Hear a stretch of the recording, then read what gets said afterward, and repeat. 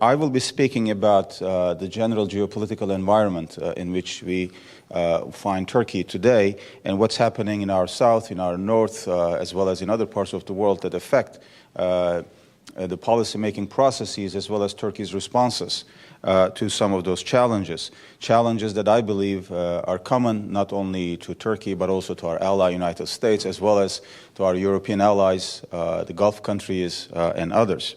So let me begin with a quote from Charles Dickens' famous opening line in A Tale of Two Cities, first published in 1859, where Charles Dickens said, "It was the best of times, it was the worst of times." As we weather pressing regional and global crises today, the current state of the world order is as fractured and chaotic, but also as promising as Dickens described London and Paris in the 18th century. War, terrorism, poverty, epidemics, natural and man-made disasters continue to claim the lives of thousands of people. The international system persistently fails to solve the deepening problems of the globe, from Ukraine and Syria to terrorism to xenophobia. While the Westphalian order of nation-states remains to be the backbone of the current global order, non-state actors, international law, and transnational companies are increasingly gaining prominence. How we manage the uneasy relationship among this panoply of players will determine the future of world order. The major failures of the current international order make up, unfortunately, a very disturbing list.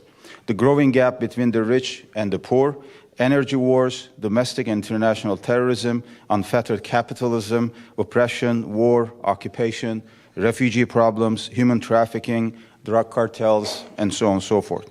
Each of these problems blurs any neat distinctions between what is domestic and what is global. Like a big ocean wave, globalization brings both power and destruction to the shores it reaches. The current order shows signs of fracture at several levels. The questions of power, justice, and legitimacy remain critical. A fair balance of power is needed to avoid conflict and confrontation. A disturbing development and a key challenge in this context is the rise of failed states and weak governments. It is important to understand how these failed states and weak governments give rise to social despair, political radicalism, and violent extremism. A failed state is usually defined as one that is unable to provide security and basic services to its citizens. The absence of an effective order of governance creates problems not only for the citizens of that country, but also for its neighbors. The danger becomes multiplied with the globalization of local problems. The absence of functioning government institutions paves way for disorder, illegality, and terrorism. From Somalia and the Democratic Republic of Congo to Sierra Leone and Haiti, the problems of weak and/or failed states are augmented by the unhelpful policies of regional and global actors.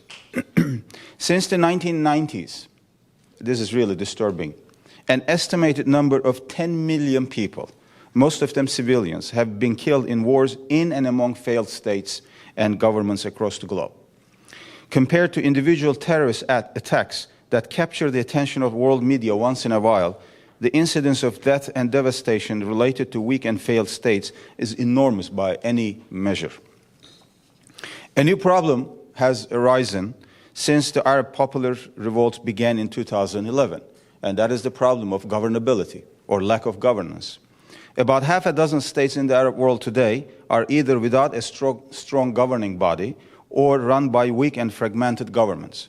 In Syria, Libya, and now Yemen, state institutions have totally collapsed, leading to civil war and internecine fighting. In Somalia, the central government is extremely weak and unable to assert its authority over its own territories. Iraq is seeking to recover, but about one-third of its territories is currently controlled by ISIS, to which I shall return in a few minutes. It is also beset by internal political disputes. Lebanon, those who know Lebanon will, I think, agree with this assessment, has hardly any strong governing body since the end of the Cold War, the civil war in that country. Outside the Arab world, lest we think this is only about some Arab states, countries such as Haiti, the Central African Republic, and Bangladesh, while each having its own unique circumstances, are also stuck in the danger zone of failing states and weak governments. The impact of weak and failed states cannot be overstated in the rise, finance, and spread of terrorism. ISIS has become a powerful terrorist organization, partly because of the suicidal policies of the Assad regime that turned ungoverned Syrian territories into a breeding ground for the militants. The lack of strong central government in Iraq, coupled with Maliki's, former prime minister of Iraq, divisive and sectarian policies, has enabled ISIS to find supporters and control key strategic territories of Iraq. The present world order is undergoing through a turbulent period of political reordering. A chaotic multipolarity is redefining the main fault lines of a dysfunctional global system. We see this in all of the major global challenges, from racism, anti-Semitism, and Islamophobia, to the wars and political crises in Ukraine, Syria, Yemen, North Africa, and elsewhere. So let me turn briefly to some of these crises. First of all, racism and Islamophobia. Radical right, as we all know and have witnessed over the last couple of years, has been on the rise in Europe. Islamophobia has become more widespread and dangerous. Minority Muslim communities that are already weak in their own circumstances have been targeted in conservative as well as liberal corners of Europe. Attempts are made to normalize and socially acceptable old-fashioned racism in the name of national security. European political leaders have been rather slow in reacting to this growing danger, which singles out Islam and Muslims as the root cause of the problem. Openly racist groups and far-right and anti-immigrant parties use the social and economic grievances of European citizens to target minority and already weak Muslim communities. Among others, the deplorable terrorist attack on Charlie Hebdo in Paris on January the 7th laid bare some of these major fault lines.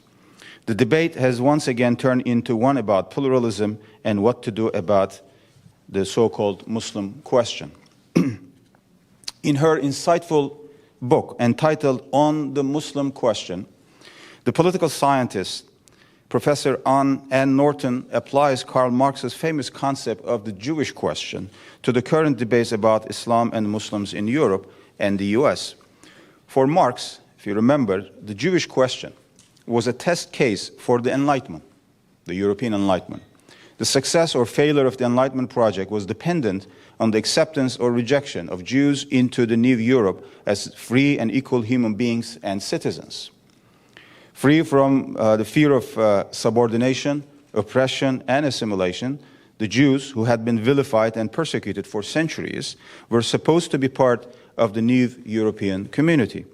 Resolving the Jewish question could have opened new spaces of opportunity for multiculturalism and coexistence in the West.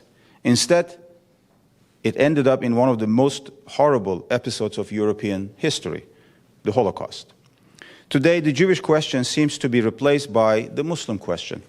Professor Norton argues that what is at stake in regards to the Muslim question is not Islam and Muslims per se, but the West itself, and its thinking about reason, freedom, equality, justice, and pluralism. From conservative right to liberal left, the debate about Islam is shaped by domestic anxieties about urban life, migration, capitalism, unemployment, party politics, sex, race, consumerism, religion, morality, and a host of other issues that can easily be discussed without any reference to Islam and Muslims.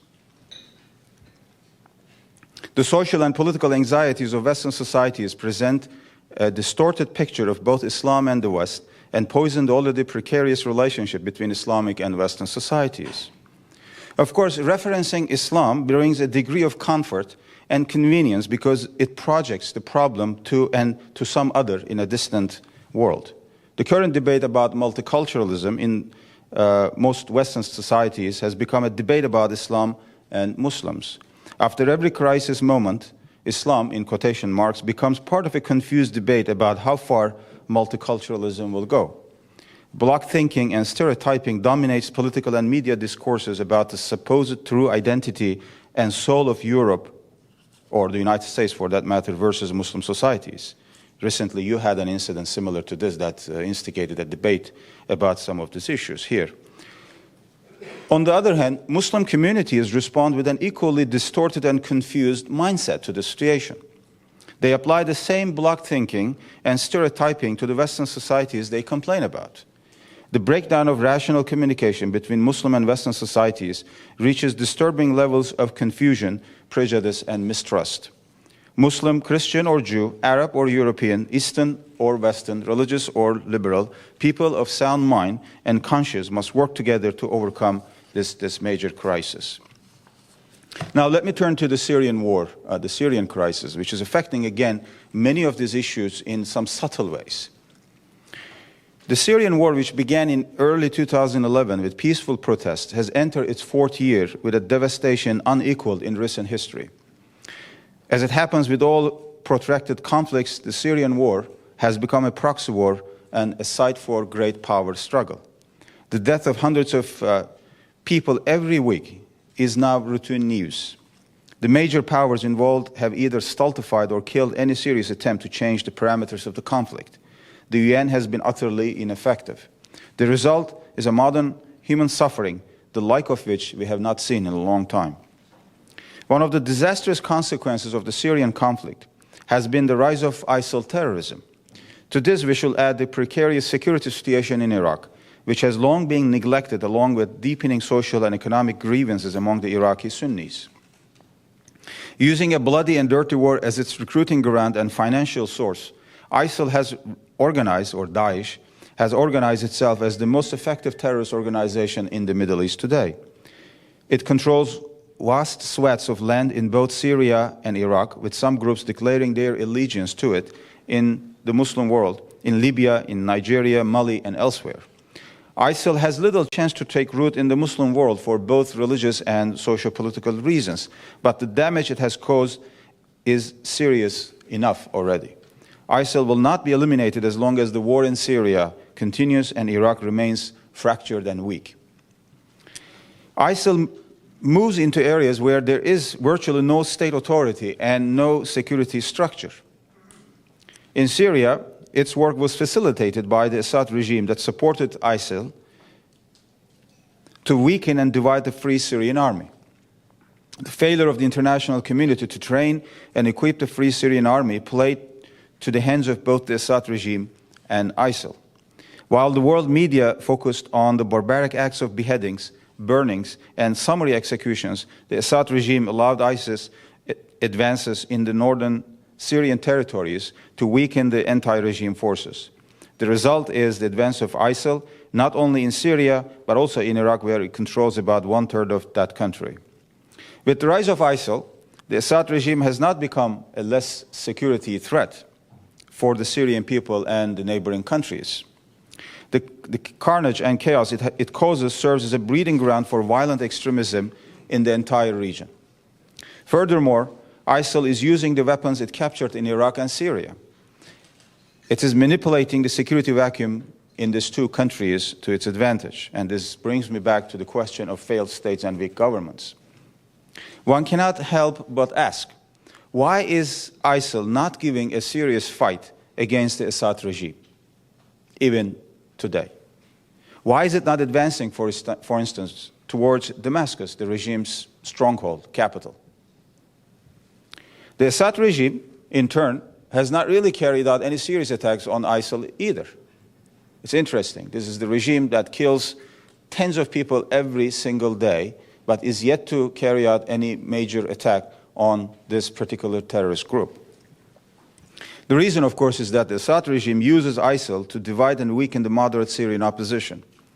ISIL is also an effective propaganda instrument in the propaganda war, where its barbaric scenes of beheadings are used to divert attention from the killing of more than 300,000 people, the use of chemical weapons by the Assad regime, and many other war crimes, not to speak of the terrible refugee situation in the region, both in Turkey, but also in Lebanon, Jordan, Iraq, Egypt, and other places. Containing and destroying ISIL requires ending the war in Syria and eliminating the Assad regime.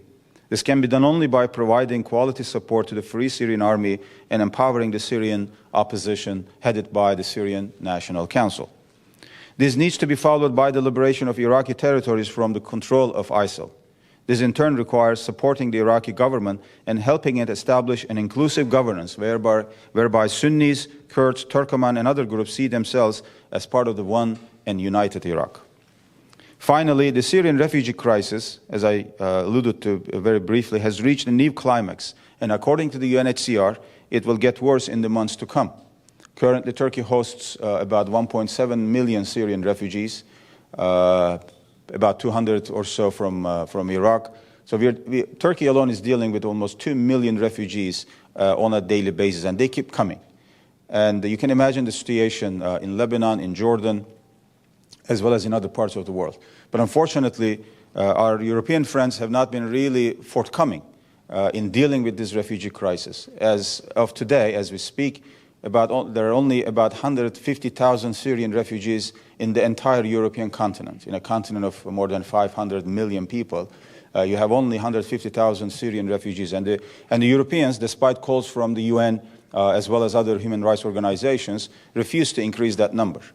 And in terms of monetary contributions to the Syrian situation, at least we in Turkey have not really received much help. Doesn't mean that we will give up on the Syrian refugees. We will continue to host them to the best of our abilities. But I think more collective work is needed, obviously, to tackle this growing challenge. Now let me turn to Palestine, another key regional issue, briefly. The Palestinian lands remain under occupation. Palestinians subject to daily humiliation, harassment, and persecution. The policies of the Netanyahu government have practically killed whatever is left of the peace process over the last 2 years, despite very, very good efforts by Secretary Kerry and the U.S. administration. Unfortunately, nothing has been achieved in the peace process. Mr. Netanyahu has continued the settlements, allowed Jewish extremists to attack Masjid al-Aqsa, attack Gaza twice over the last 2-3 years, squeezed the West Bank, and fought against the recognition of the future Palestinian state at international platforms. The Palestinians, in turn, have failed to unite around the core national issues. The geographically divided Palestine is now also politically divided. The economic circumstances of the Palestinians in the West Bank and Gaza are getting worse by the day. Gaza is attacked even before recovering from the previous assault.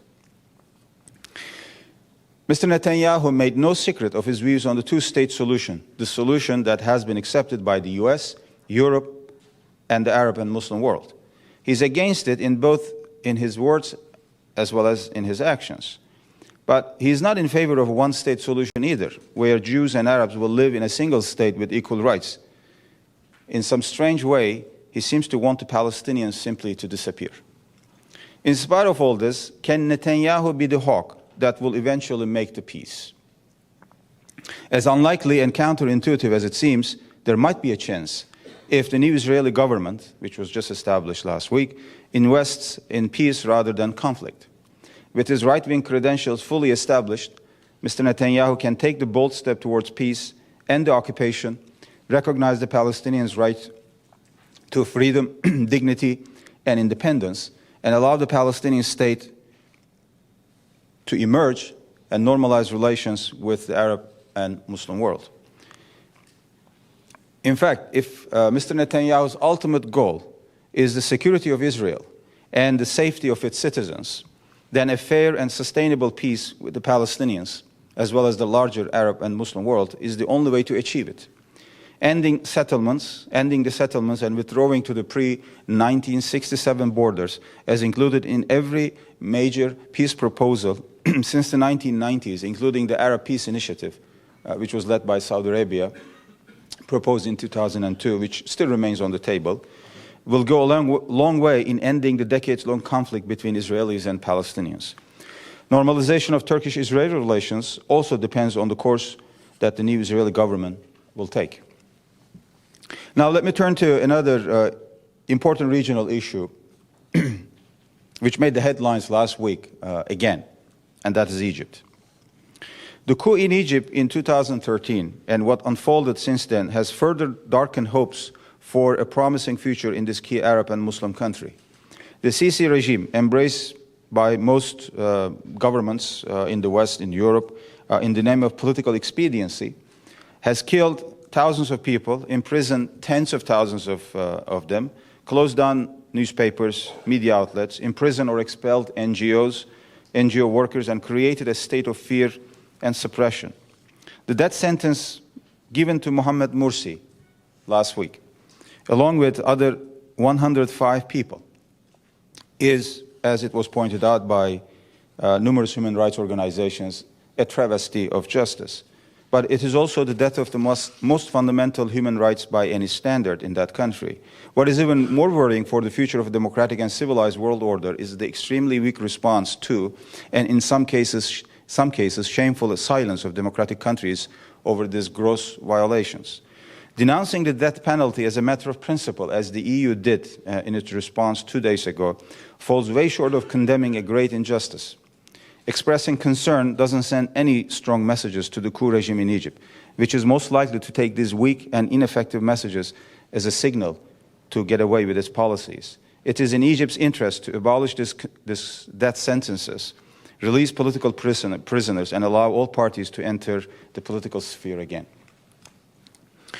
Now, in regards to Yemen, which is another unfolding crisis which is occupying our agenda these days, over which much has been said and can be said, I will just point to a couple of issues very briefly.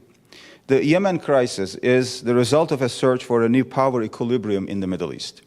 The current tension between Saudi Arabia and Iran over Yemen is a symptom of a larger problem that goes beyond Yemen and has the potential to inflame a region-wide sectarian conflict. It will not be settled until a fair balance of power in the Middle East is established.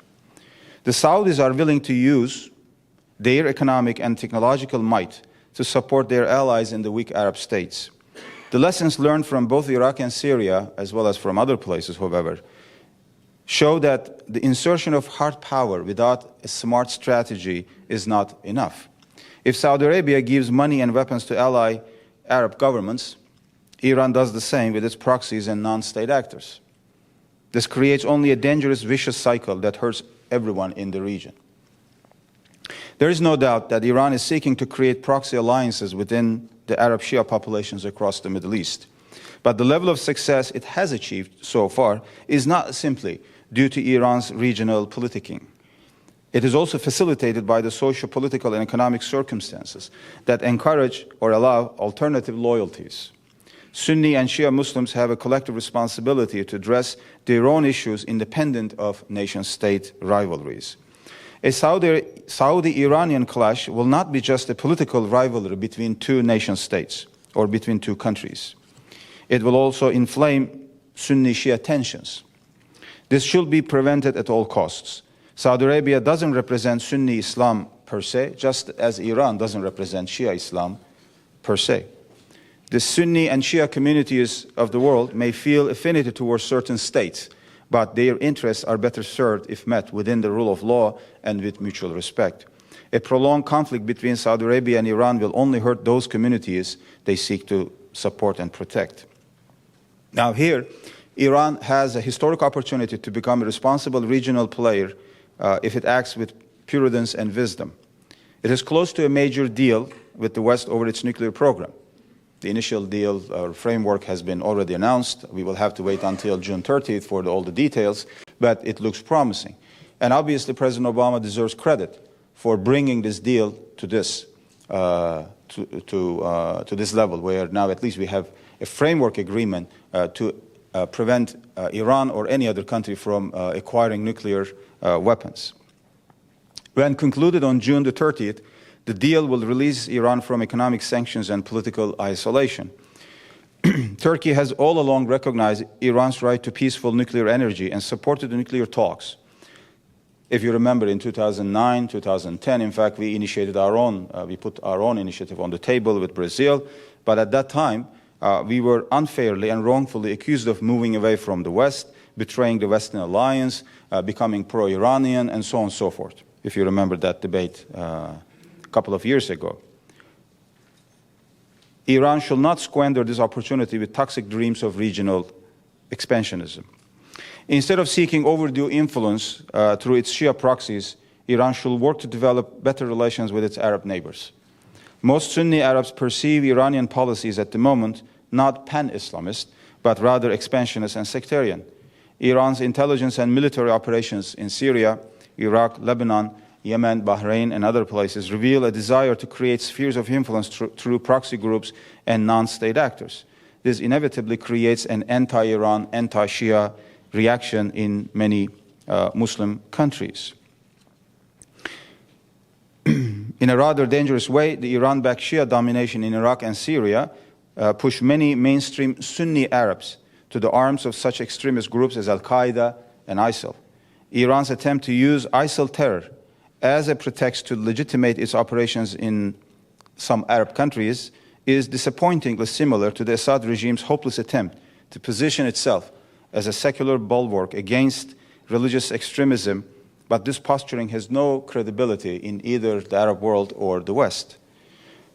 This is also rather ironic in the sense that it is the Assad regime, supported by Iran and Russia, that created the circumstances for the rise of ISIL in Syria, Iraq, and beyond. Of course, in turn, the Sunni Arab states need to find new creative ways to engage Iran in a constructive manner, accept it as a regional player into the regional order. And this is something that we all have to work together to make it happen. Now, let me briefly turn to U.S.-Turkish relations before I turn to a couple of domestic issues, and I will conclude with those remarks. Turkey and the U.S. are indispensable allies and partners sharing a challenging global agenda. From Syria and Iraq to Yemen, Libya, Iran, and Ukraine, from combating terrorism to energy security, Turkey and the U.S. not only share common goals, but also work together to find solutions to complex problems and issues of common interest. I will not go into all the issues and the bilateral between Turkey and the U.S., but just very briefly, I would like to point it out that despite our model partnership, as called or as it was called by President Obama, and the fact that we are both NATO countries, our trade volume is way below its true potential. And we have worked with on this, in fact, with Frank when he was serving in Ankara. He made really valuable contributions to this, but we have still a long way to go to increase the trade volume between the two countries. I mean, given the size of our two economies, 20 billion or so trade volume between Turkey and the United States is very, very small. It is essential that we explore new ways to increase trade between Turkey and the United States, but also expand social mobility and cultural exchange between our countries and societies. Now, let me turn briefly to the EU process. Joining the EU as a full member is a strategic goal for Turkey. We have been continuing our reform process in every field of the EU acquis. In fact, since 2012, 339 primary and 1,813 secondary legislation have been enacted as part of the acquis communautaire. Last year alone, 20 primary and 142 secondary legislation have been enacted in the scope of harmonization with the EU criteria. But the pace of negotiations is not keeping up with the reform process. Although more than 9 years have passed since the screening process, there are still 9 chapters of which screening reports have not been approved and opening benchmarks have not been communicated to Turkey. 14 chapters are politically blocked because of the Cyprus issue. We are glad that we have currently reached a common understanding with the European Commission to update the customs union, which we joined, as you know, in the 1990s. Visa liberalization dialogue is an important process that will allow Turkish citizens to travel freely in Europe within 2 years or so. But as Europe deals with its own deepening Euroscepticism, it seems unable to treat Turkey as a strategic partner. Individual countries in Europe want to have good relations with Turkey. In fact, many have good relations. Many do have good relations with Turkey. But some in the EU do not want to see Turkey among the equal members. This dual attitude is a source of frustration for many. European countries seek good economic relations and security cooperation with Turkey. They value Turkey as a NATO ally. Their citizens visit Turkey, welcome Turkish tourists in European cities. They enjoy Turkish food, music, etc. Furthermore, European countries host millions of Turks in their cities, employ many of them in their businesses, and know that these Turkish workers and their fathers, some of them have become citizens, helped build their economies after the World War II. They teach them German, French, English, etc. The vast majority of Turks living in Europe work, produce, participate in economic and political life, abide by the laws of their countries, and give something back to the society. In turn, Turkey wants to maintain good political relations with European capitals and improve its share in European markets. As a matter of fact, about 45% of Turkey's foreign trade continues to be with European markets, and Turkey is already a member of the major European institutions. 5 million Turks living in Europe offer unique opportunities for cultural interaction and creative coexistence. But the anti-Turkey camp in the EU says that we want to trade with you, work on security issues, and perhaps do a bit of cultural variety together, but have no desire to give you a seat in the EU. In short, be a good partner, but not an equal member. No matter how many political, economic, and judicial reforms Turkey introduces, the Turkish skeptics will find new excuses to delay Turkey's membership in an increasingly self-doubting Europe. But this doesn't mean that Turkey should give up or will stop the reforms and move away from joining the EU as a strategic goal. Now, let me turn to a couple of domestic issues before I conclude my presentation today. I know you're anxious to hear about the June 7th elections, what's going to happen, who's going to win, what the polls are saying, etc.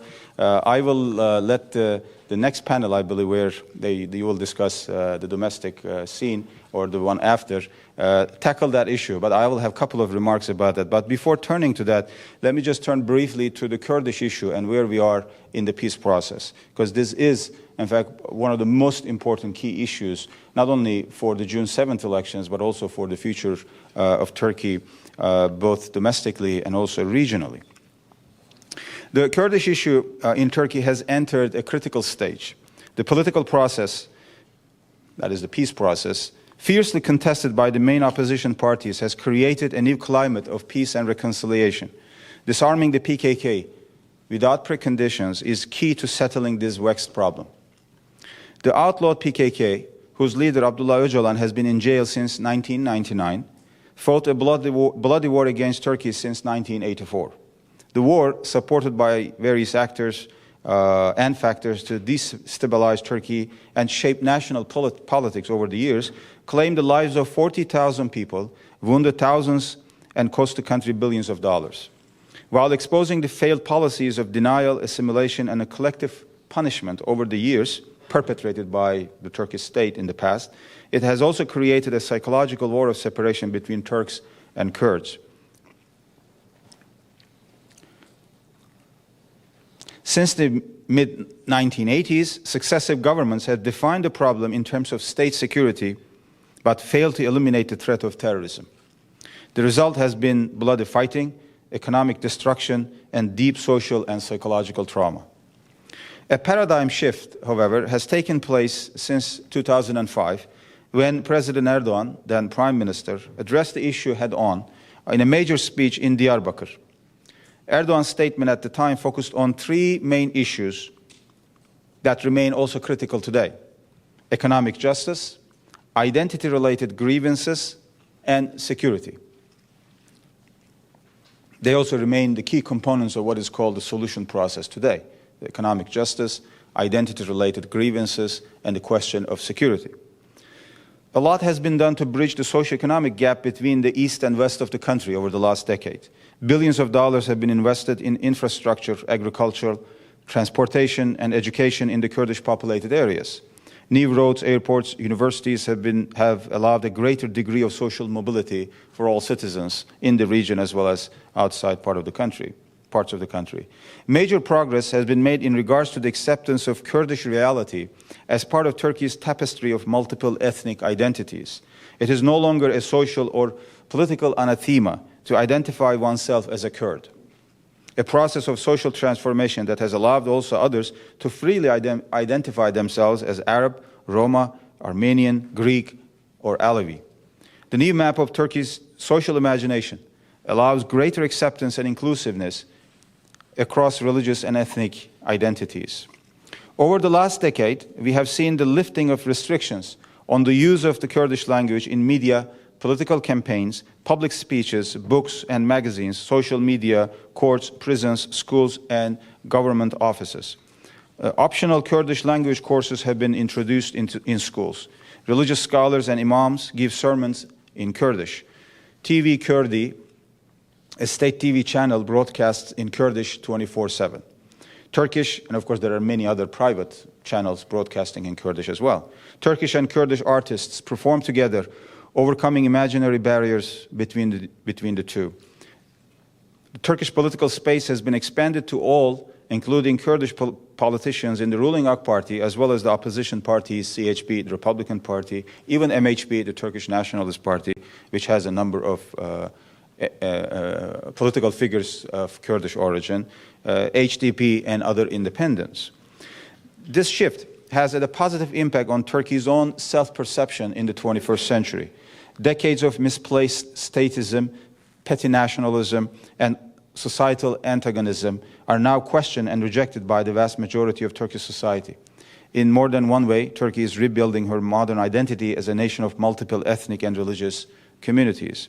These socioeconomic and democratic measures have already achieved much in a short period of time.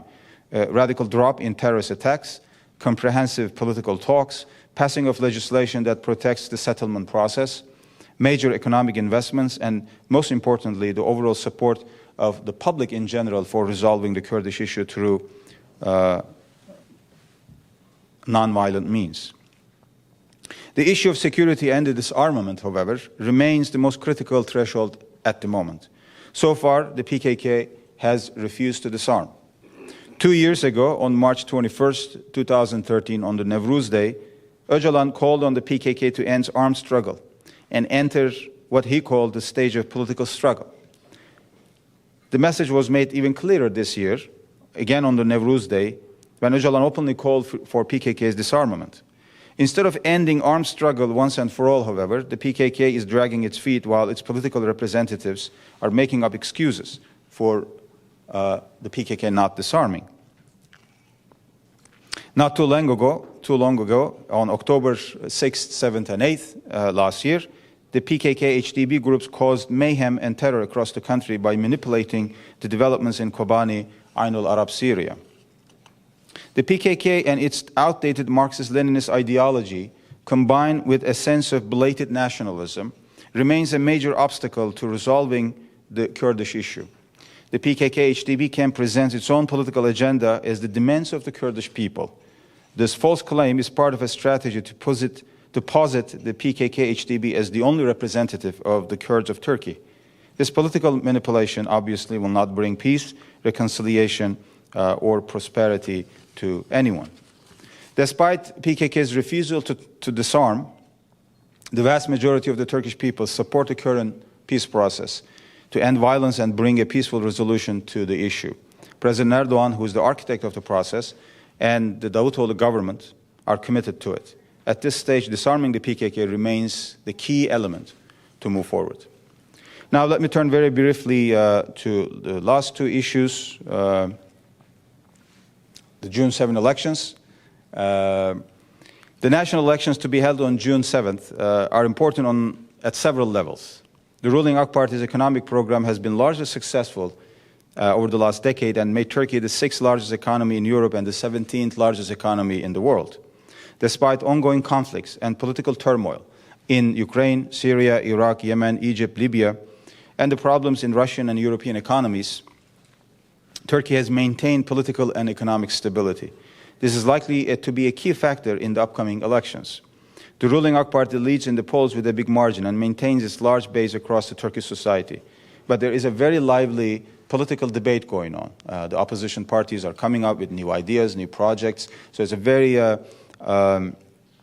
energetic, dynamic election environment that you see in Turkey today. Despite all this crisis to our north, to our south, the markets have responded positively over the last couple of years to the developments. I think this is shown also by the fact that the dollar is going down. It was about 2.7 now, has gone down to 2.56 or 57, I believe, over the last couple of days. It means that the markets are also responding to the election environment rather positively.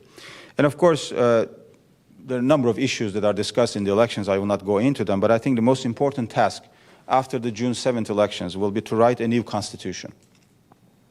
The current constitution that we have today in Turkey was adopted after the 1980 military coup and was written in a climate created or dictated by the generals who carry out the coup.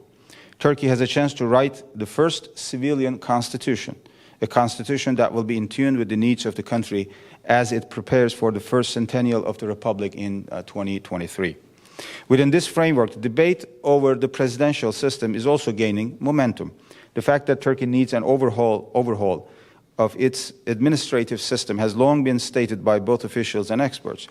A less bureaucratic political structure and a full separation of powers with a sound system of checks and balances will certainly move Turkey closer to its goal of full political representation and steady economic development with a competitive edge on global markets. Despite the ongoing wars and political conflicts to our north and south, to which I alluded, Turkey has maintained political stability and economic growth. This is largely due to the structural strength of the country, but also its ability to address crises in a timely, rational, and practical manner, such as the one that we see in Syria today, such as the one in regards to the Syrian crisis. Our hope, of course, after the June 7th elections, the political environment will be conducive to writing a new constitution, and the elections will be held freely and fairly, and Turkish voters will cast their vote for a stronger economic performance in the country, but also for a country that will remain a key ally to the United States, to Europe, but also to many other political crises in the region. So let me end here without going any further, and thank you for your attention.